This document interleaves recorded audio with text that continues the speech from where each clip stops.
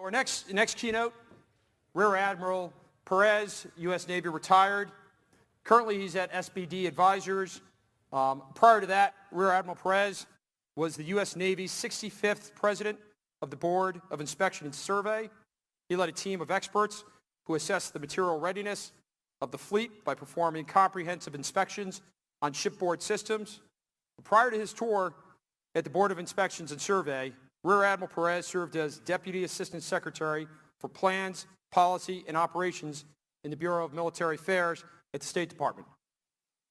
During his tenure as Deputy Assistant Secretary, Rear Admiral Perez provided executive leadership and guidance for U.S. government global security assistance programs and policies such as foreign military financing and the Global Peace Operations Initiative, and led the Department of State's global conventional weapons destruction efforts.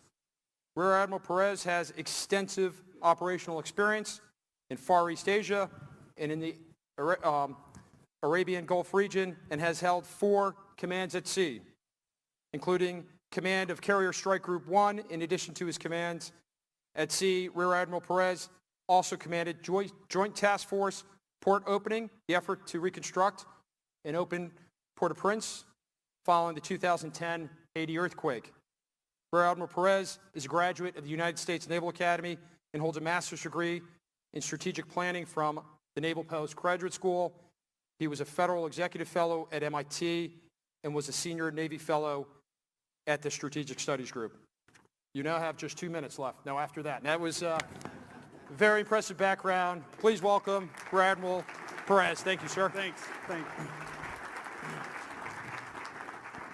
Good morning, and thank you so much for allowing me to be part of this gathering. You know, I was networking around the room and listening to some of the conversations, and I was absolutely awed by the knowledge, the expertise, and the broad range of perspectives that I heard this morning.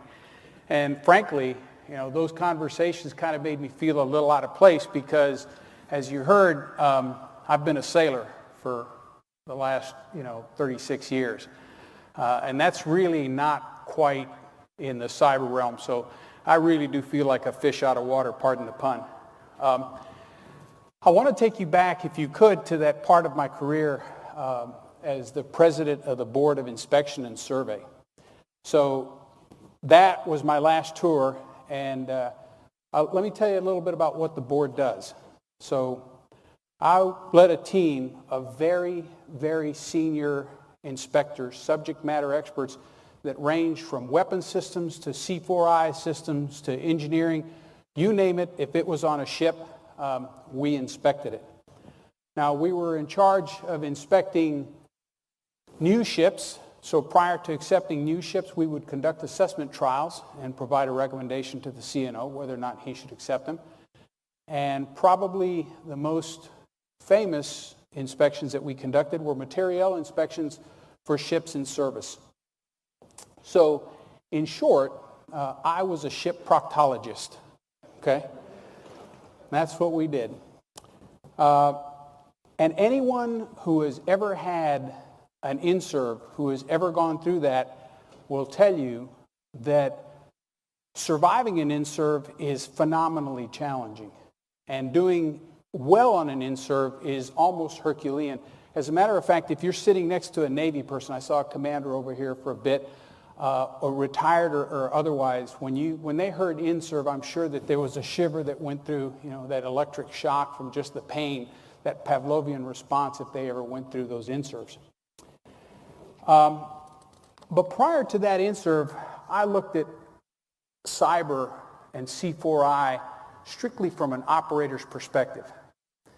And initially, cyber afforded me the opportunity to affect the left side of my enemy's kill chain and the opportunities it might provide me to achieve my objective so very neatly and efficiently.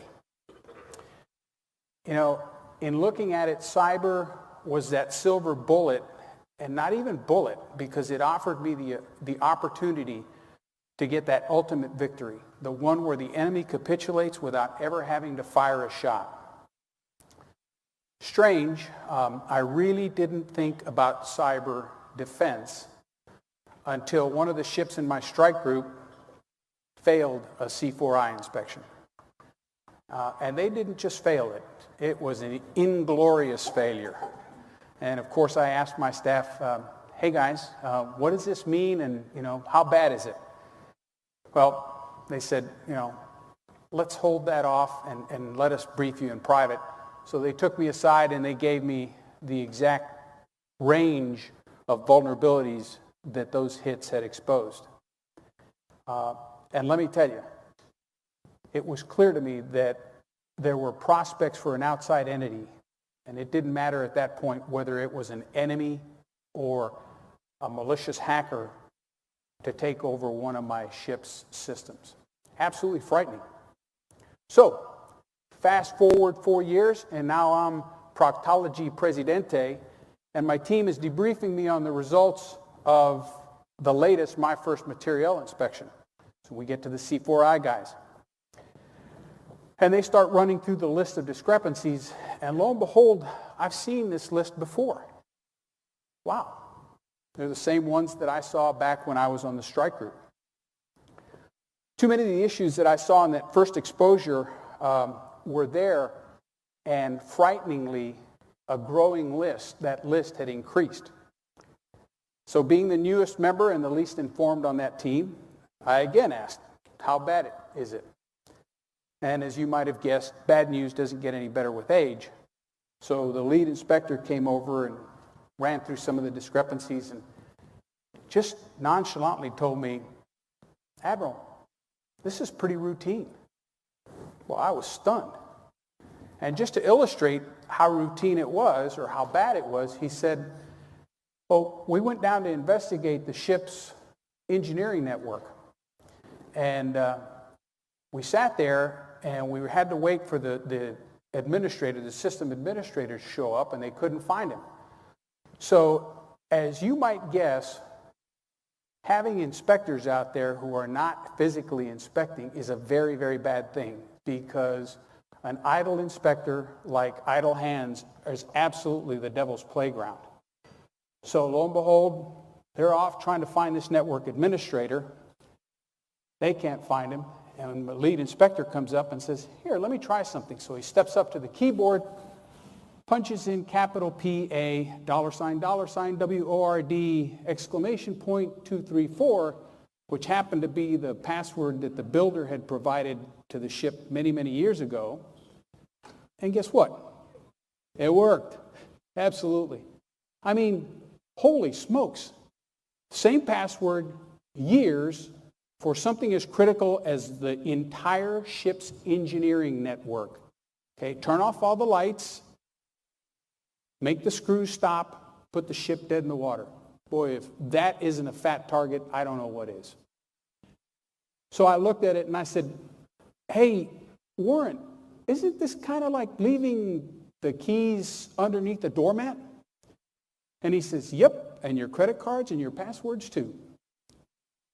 So, how many of you leave your keys under the doormat with your credit cards? Not many, I'll bet. But I'll bet you more than a few of you have forgotten to change your passwords on a routine basis, or your passwords are a combination of probably the same word with just additions of different numbers and characters at the end of that. Okay, we're all guilty of that. Certainly, I have to be reminded about that. And realistically, cybersecurity is so much more than cyber hygiene. It went so far as unlocked unattended spaces, outdated access lists, outdated PKI certificates, unqualified personnel, and updates, system updates that had been backed up for months. The real tragedy is that the vast majority of these ships had weapon systems that were finely tuned and were amazingly accurate. And the ship's commanding officer believed that he was ready to take on an enemy. He had no idea that because his systems were vulnerable, because his networks were unprotected. And he forgot that cyber attacks from advanced persistent threats continue to endanger any system that utilizes a network. He had no idea that he was offering his enemy the opportunity to secure that ultimate victory without ever firing a shot. All right, so those sailors on that ship were dedicated professionals, okay?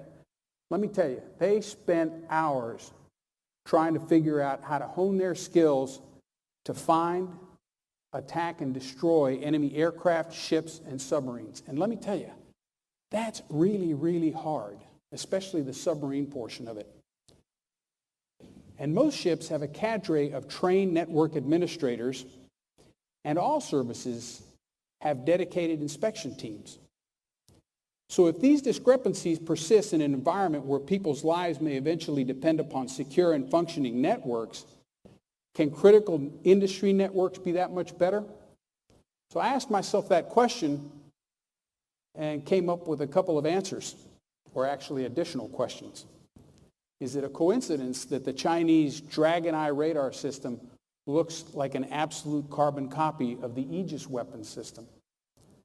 Is it a coincidence that the latest Chinese fighter looks amazingly like the Air Force's top fighter? Things that make you go, right? Okay? Not for me. Unsecured networks. How much intellectual property is improperly safeguarded because industry leaders believe that simply hiring a hacker to try and break into a system at periodic intervals is good enough? Well, rest assured, when it comes to cybersecurity, good enough probably isn't. So, how do you come to grips with this 21st century threat? Well, first, industry and government have to establish a closer cybersecurity relationship. In the short time I've been out of uniform, I've heard a consistent refrain from industry. Those DoD guys, their culture is too static and resistant to effectively utilize commercial cyber technologies. DoD's chorus is equally valid. Commercial applications won't go the extra mile to safeguard vital information. The penalties for getting it wrong are so different. They're so much more severe than the penalties that you suffer in the industrial world. The result? The classic Mexican standoff. But there's common ground. So let's take a look at the first one. The Department of Defense is moving towards commercial technologies. An encouraging example is the DoD CIO's stance dating back to 2014 to adopt commercial cloud technologies. Now, this adoption could be described as slower than desired from that time, but the department's stated willingness to consider commercial technologies such as cloud that allow for automation and real-time accessing and monitoring of the threat is very encouraging. I can't imagine that happening 5 years ago, 10 years ago. Absolutely unthought of, unheard of. Further, the current administration's apparent efforts to elevate cyber to the secretary level, as evidenced by the draft executive order that we've seen, would be a welcome development acknowledging the topic's importance. And I think that right there mirrors what industry has known for a long, long time, merely that cyber belongs at the board level. It's a board level issue. So similarly, the requirement for all of government to adhere to the NIST cybersecurity framework is also a step in the right direction. Great first steps, but both need to move faster towards the middle. Military leaders should consider increased leveraging of the private sector expertise. So I asked myself, how can industry leaders and the government attract and develop the talent required to safeguard national security concerns and further private industry? And I think one of those initiatives that the service has brought out, it's an initiative to bring in experts at the mid-grade and upper levels without matriculating through the junior levels, is a wonderful strategy that shows our agility and our ability to start thinking outside the box. And of course, I think there's opportunities for the border between industry and DoD to be a little bit more porous. There's ample room to expand industry and the government exchange programs like the cyber fellowships and cyber internships to the benefit of both organizations. People are part of the solution. I get that, and we understand it, and we need to get better at it. But we also need tech experts to focus on software, policy, and programs. We need ubiquitous and rapid detection and automation tools to alert us to network intrusion. And we need actionable intelligence. We need alert to response capabilities that are measured in picoseconds. Less than that, probably. In addition, we need policies that push authorities down to the absolute lowest level. And to Kevin's point, we absolutely need rules of engagement that everyone understands and that everyone can effectively use. Well, I'll tell you, there's absolutely nothing that a service member would love than clear, articulate, actionable rules of engagement that we can use. Right now, not so much. The Internet of Things will only expand, and with it, vulnerabilities to critical systems and intellectual property. The recommendations that I've mentioned are low-hanging fruit, and from what I've heard today, industry says that there's room to move much faster and much further. And industry is clearly listening, and I think you're moving very quickly to meet the security requirements and tailor products precisely to DoD applications. So lastly, industry and government need an exponential increase in their ability to process, digest, and disseminate data. The amount of data that you have to go through to understand what's going on is absolutely mind-numbing. And when you start looking at that across that spectrum of when I was a junior officer, a mid-grade officer, to what I am today and what those people have to do, that automation is absolutely critical to the warfighter of tomorrow. Ultimately, industry leaders such as FireEye, our kind sponsor here today, can play a role as a strategic partner by being able to interpret an adversary's objectives and paint an operational picture with battlefield utility. Because let's face it, in the digital battlefield, no one is a neutral observer. So can we move faster? Well, given the recent WikiLeaks hack, the real question should be, how fast do we need to move to prevent another Edward Snowden or the next WikiLeaks posting, or to prevent the next round of intellectual properties from being pirated by someone who is not going to pay for it? So in keeping with Kevin's 80s movies theme, I'd like to take you back a little bit. And according to Larry Dignan in Between the Lines, Apple could represent the holy grail for malicious hackers given the stash of iTunes customer data. So if Sony, AT&T, and the CIA can bring a hacker momentary fame, just imagine what an Apple hack would do. So back to that movie, I'm going to take you back to When Harry Met Sally. Go back to that scene in the restaurant, Meg Ryan's famous dinner scene. And to paraphrase the lady in the diner, I'll have what Apple's having. For now, anyway. Thank you very much.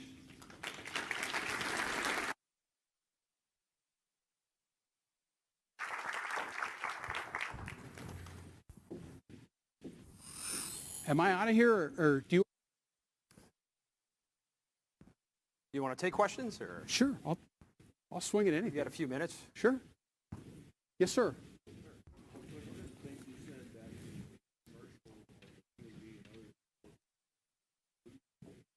A lot of software that many of the companies in the cyber area have worked on for years are not FedRAMP, certified, all those sort of things, but OPM and all the others getting hacked. And others get more commercial products into the government. Yeah, you know, I just started working that problem. Funny you should say. Oh, by the way, this is week 2 on the job for me, so you know, I feel like putting a little sand out here and giving you one of those.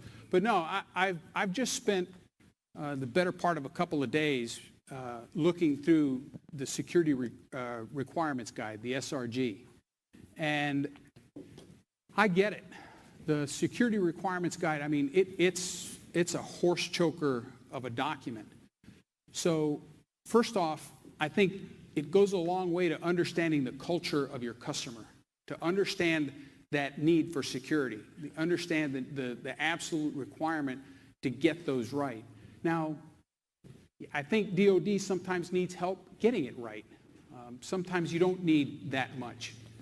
And the art is getting it down to absolutely what you need and what will provide you with the security that you have to have in order to keep your networks and your data secure. So the answer to your question is keep that dialogue open. Expend that effort and energy to go and understand what your customer needs, what DoD needs. Understand that culture. Understand how different it is from industry. Understand that mindset. And then try and work towards that common ground. I think there's room for DoD to move to this side. And I'm telling you, I'm fairly certain that industry can answer those concerns that DoD has. So the short answer is know your customer and establish that dialogue. Anybody else? Yes, sir. Thank you, Admiral. I'm Dennis Riley with Gigamon, and I'm a retired naval officer as well. I appreciate your comments about loss of intellectual property, but I want to turn the conversation to the risk of physical damage and maybe even personnel casualties. Oh, huge. Yeah, and I hope not to over-personalize it, but I know there's several people in the audience who have family members on active duty. How worried should we be? How worried should you be? Well, I mean, I worry about it now that I know.